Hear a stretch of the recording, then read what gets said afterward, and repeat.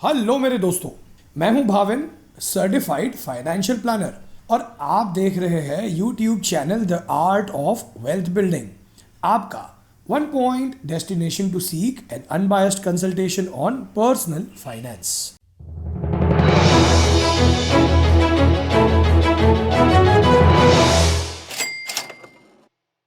चलिए सबसे पहले तो इस टेबल की मदद से समझते हैं कि हमारे इन्वेस्टमेंट्स पर मिलने वाले रिटर्न्स में से जब हम टैक्स पे करते हैं और इन्फ्लेशन भी कंसिडर करते हैं, तब टैक्स और इन्फ्लेशन को निकालने के बाद हमारा रियल रेट ऑफ रिटर्न कितना बनता है।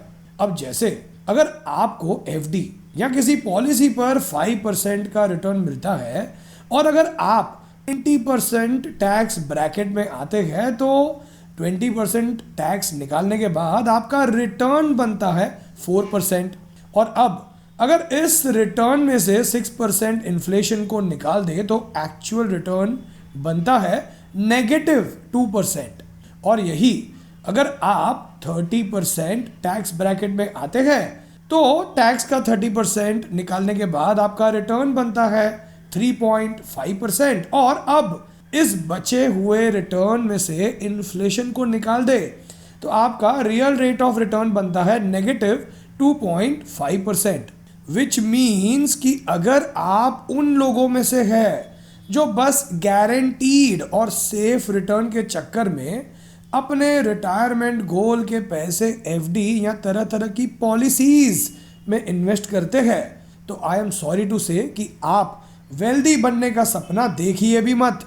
शायद मैं आपको थोड़ा कड़वा लगूं ये कहते हुए, बट माफ़ी चाहूँगा, ये एक कड़वा सच है। अब मैं आपसे ये भी नहीं कहूँगा कि आपको अपने रिटायरमेंट या बाकी लॉन्ग टर्म गोल्स का सारा पैसा बस स्टॉक्स या म्यूचुअल फंड्स में ही इन्वेस्ट करना चाहिए, लेकिन हाँ, लॉन्ग टर्म गोल्स के लिए इन्वेस्ट होने वाली ज़्यादातर अमाउंट आपको इक्विटी इंस्ट्रूमेंट्स में ही इन्वेस्ट करनी चाहिए, लेकिन सही फाइनेंशियल प्लानिंग के साथ।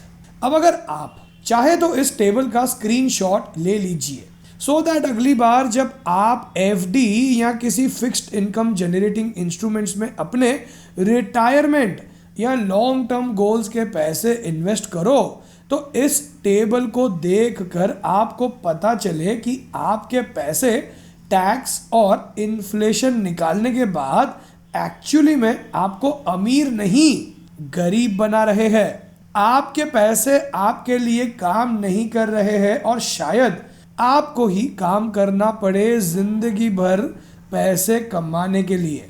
तो जैसा कि मैंने अभी थोड़ी देर पहले कहा कि सारा पैसा इक्विटी रिलेटेड इंस्ट्रूमेंट्स में नहीं डालना चाहिए और अपनी इन्वेस्टमेंट्स को अपने गोल्स के अनुसार उन्हें इक्विटी और फिक्स्ड इनकम इंस्ट्रूमेंट्स में डिवाइड करना चाहिए।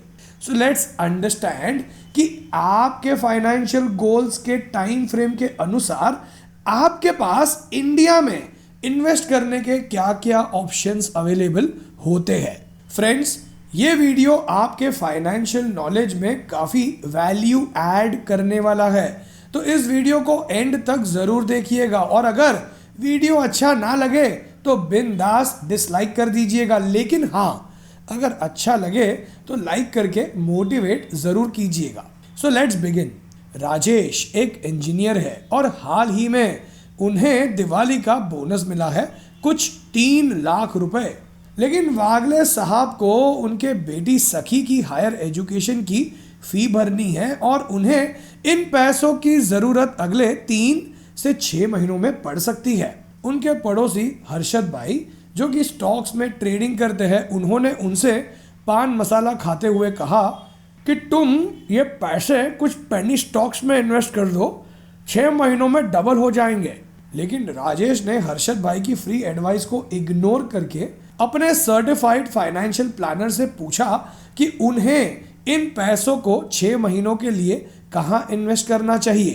तब उनके CFP ने उन्हें समझाया कि जब हमें पैसों की ज़रूरत बहुत ज़्यादा शॉर्ट टर्म में होती है तब हमें रिटर्न्स पर फोकस नहीं करना चाहिए और हमारे कैपिटल को प्रोटेक्ट करने पर फोकस करना चाहिए और पैसों को ऐसी जगह इन्वेस्ट करना चाहिए जहां हम उन्हें जब चाहे निकाल सके।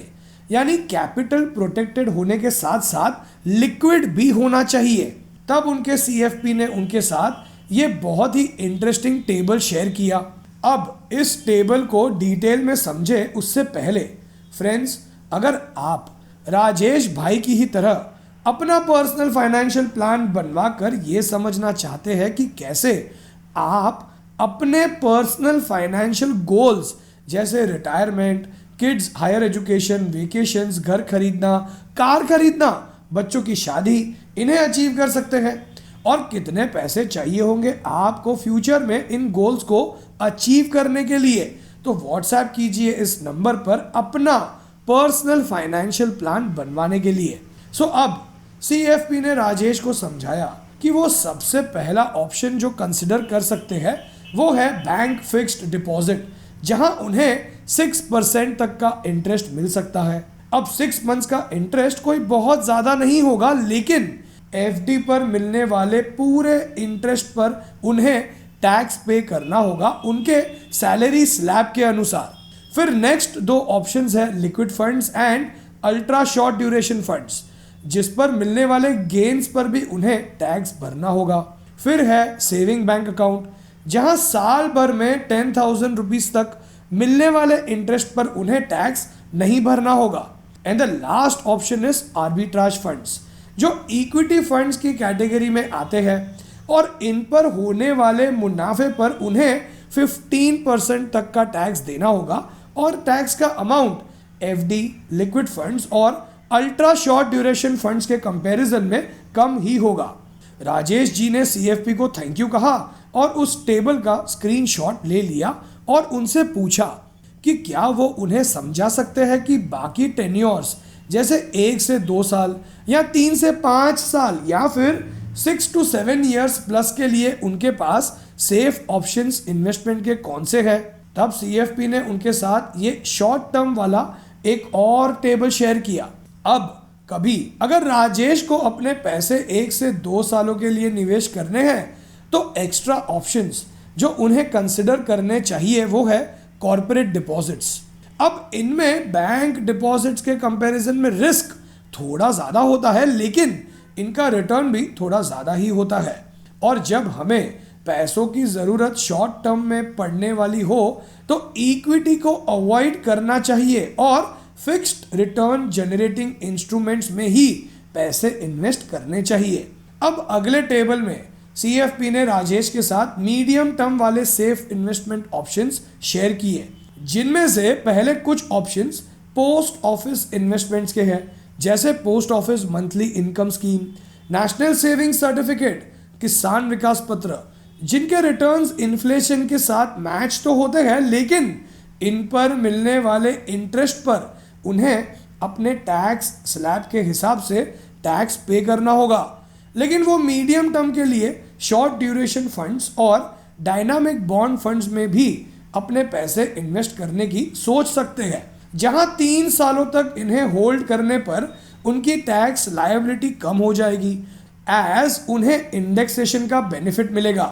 और अगर वो अपने पेरेंट्स के नाम पर पैसे इन्वेस्ट करना चाहते हैं जो सीनियर सिटीजन्स हैं, तो वो सीनियर सिटीजन सेविंग स्कीम में भी इन्वेस्ट करना कंसिडर कर सकते हैं।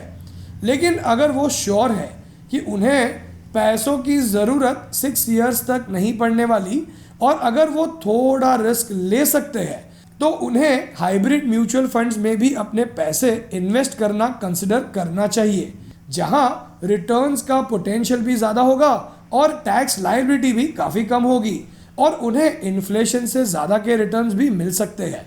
एंड फाइनली सीएफपी ने राजेश को समझाया कि उनके कुछ गोल्स हैं, जैसे उनके छोटे बेटे अथर्व की हायर एजुकेशन, उनकी बेटी सखी की शादी और उनकी खुद की रिटायरमेंट। इन गोल्स के लिए उन्हें पैसों की ज़रूरत लॉन्ग टर्म में ही पड़ेगी, which is after 7 years plus.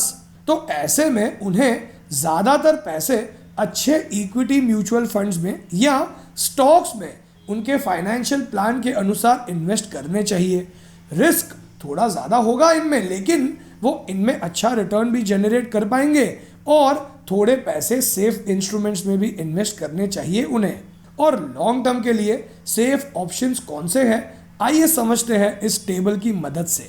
Provident fund, जहां सालाना 2.5 लाख रुपीस तक का इंटरेस्ट टैक्स फ्री है, प्लस 8.5% का गारंटीड रिटर्न भी मिलता है। फिर नेक्स्ट ऑप्शन है पीपीएफ, जहां 7.1% का गारंटीड रिटर्न मिलता है, प्लस पीपीएफ पर मिलने वाले इंटरेस्ट पर भी कोई टैक्स नहीं देना पड़ता। नेक्स्ट ऑप्शन है आरबीआई सेविंग बॉन्ड्स, लेकिन इन पर मिलने वाले इंटरेस्ट पर टैक्स स्लैब के अनुसार टैक्स लायबिलिटी बनती है। फिर नेक्स्ट ऑप्शन है सुकन्या समृद्धि योजना, लेकिन इस स्कीम को कोई भी इंसान उनकी बेटी के 10 इयर्स के होने के पहले ही ओपन कर सकता है। And the last two safer options are short duration bond fund and dynamic bond fund. So friends, now I am sure कि राजेश के साथ साथ आपको भी ये समझ आ ही गया होगा कि क्या सेफ ऑप्शंस अवेलेबल है आपके पास आपके पैसे इन्वेस्ट करने के लिए, और आपको कौन से इन्वेस्टमेंट इंस्ट्रूमेंट्स का इस्तेमाल करना चाहिए अपने very short term, medium term और लॉन्ग टर्म गोल्स के लिए। और अगर आप भी ये समझना चाहते हैं कि कितने पैसे चाहिए होंगे आपको फ्यूचर में अपने पर्सनल फाइनेंशियल गोल्स अचीव करने के लिए, और आपको अभी से क्या करना होगा, तो व्हाट्सएप कीजिए इस नंबर पर अपना पर्सनल फाइनेंशियल प्लान बनवाने के लिए। शेयर कीजिए इस वीडियो को अपने फ्रेंड्स और फैमिली मेंबर्स के साथ, ताकि आप उन्हें अवेयर कर सको कि भाई गारंटीड रिटर्न्स कमाने के लिए इंडिया में तरह तरह की पॉलिसीज में निवेश करना ज़रूरी नहीं है। हेल्प कीजिए हमारी इंडिया को फाइनेंशियली लिटरेट बनाने में। अगर आप हमारे और भी पॉपुलर वीडियोस देखकर अपना फाइनेंशियल नॉलेज बढ़ाना चाहते हैं, तो आप उन वीडियोस को यहाँ ऊपर आई इस लिंक पर क्लिक करके भी देख सकते हैं। और अगर आप हमारे हर संडे और वेडनेसडे अपलोड होने वाले वीडियोस देखकर अपना फाइनेंशियल नॉलेज बढ़ाना चाहते हैं, तो सब्सक्राइब कीजिए इस चैनल को और बेल आइकन पर क्लिक करके ऑल पर ज़रूर क्लिक कीजिए, तो आपको वीडियो अपलोड होते ही नोटिफिकेशन मिलेगा आपके स्मार्टफोन पर। और इस वीडियो को पूरा देखने के लिए और आपका कीमती समय कुछ सीखने में इन्वेस्ट करने के लिए आपका बहुत बहुत धन्यवाद।